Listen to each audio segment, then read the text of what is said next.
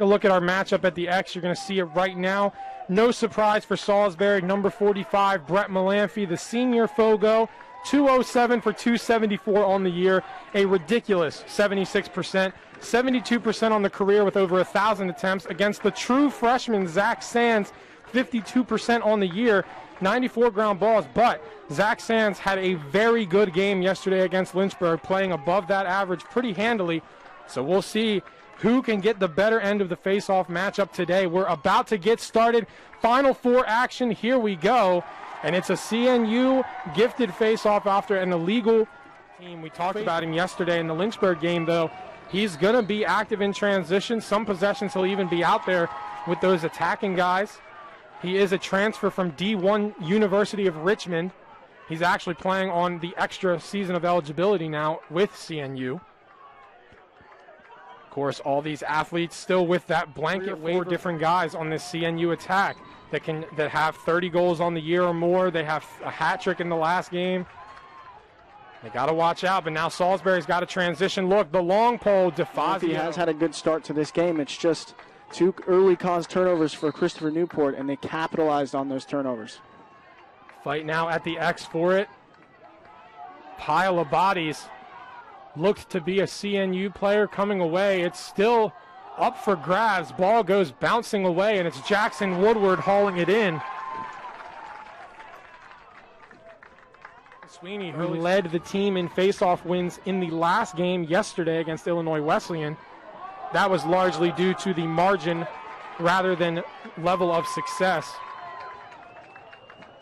Malamphy won 5 of his 7 faceoffs on the day.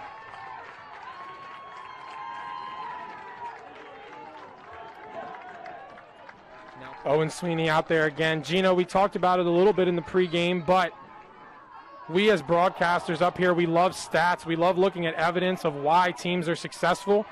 But when a team just gets hot at the right time, there's something to be said for that. And that is out. Maddie back goes in. Berkman not happy with what he's seen from Ellis.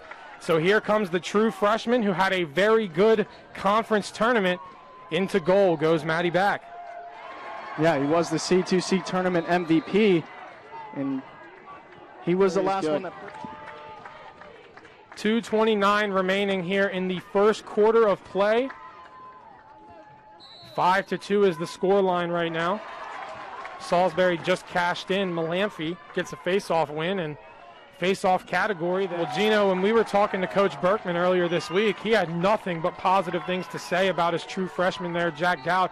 Said he looks like he's been playing Salisbury lacrosse for 4 years already. Said one of these days he'll probably end up being a captain, maybe as early as next year. 8 out of 10 face-offs have been won by Salisbury. This one got away. Owen Sweeney's got it. Well, no, he doesn't actually.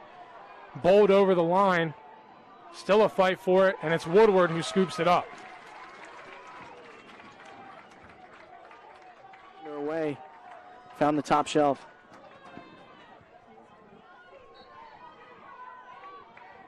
Malamphy with another face-off win down there at the X. Just a minute underway here in the second quarter. A 4-goal deficit has become a tie game. Points as well.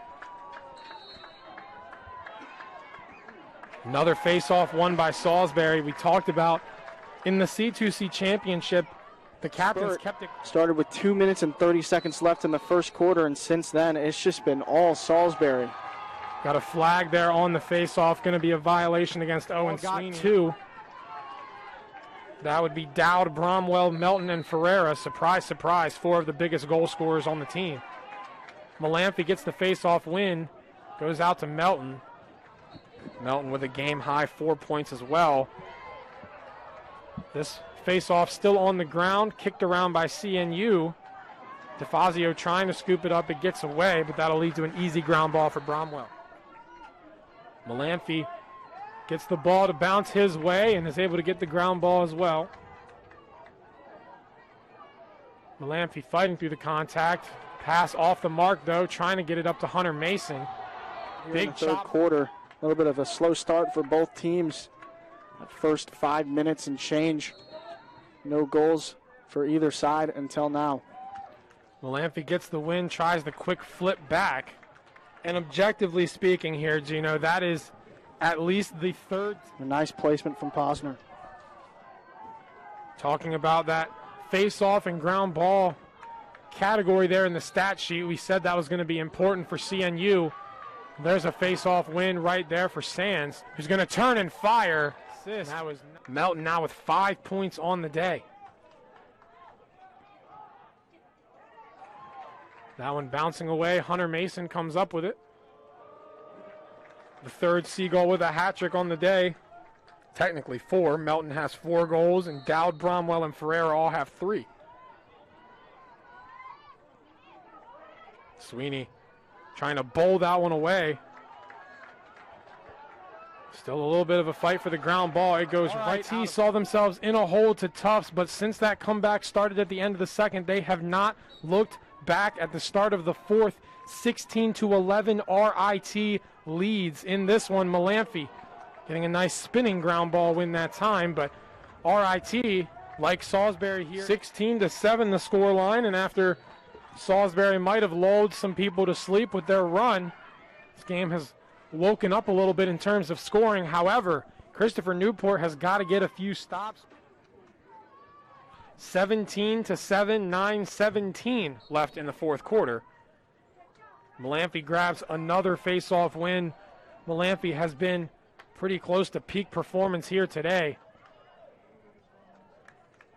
Reason why he's 7. This ground ball gets away, but Owen Sweeney able to track it down, trying to keep it in the stick despite the contact. He cannot, but is able to box out for the ground ball win. And before we get there, and Salisbury has Ham McPartland out there to take the face-off against Zach Sands. Sands is going to come away with the ground ball. Time ticking down, though. 6 seconds on the clock.